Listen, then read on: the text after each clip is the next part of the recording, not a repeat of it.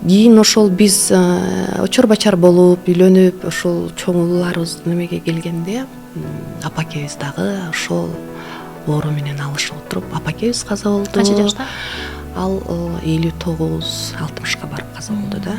Бирок ошол каза болгондагы көбү мындай кылып айтышат да, мен бүгүн апамды унута албайтам, атамды унута албайтам депчи. Бирок эгерде мен азыркы Анар Акылбековнун көз карашы менен карасам, апакемдин буга чейин биз коомдо да аябай айтып келатабыз, сиздин түзүп келаткан коомдо мындайча айтканда өзүнө көңүл бурбаганы, өзүнө баягы витаминдин жетишпегени, алсыздыгы, алсыроосу, биздин азыркы тил менен айтканда энергиясы 5 балам деп эле 5 балага бүт берип койгон.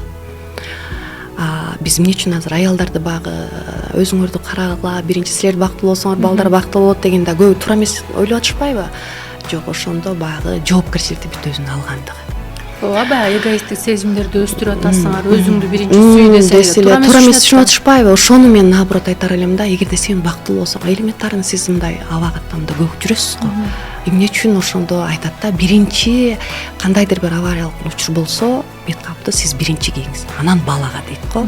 Мына ошондой эле бир терең бир логика жатат да. Түшүнүк бар. Ошондон да түшүнсөңүздөр болот. Эне канчалык бактылуу болсо, бактылуу балдар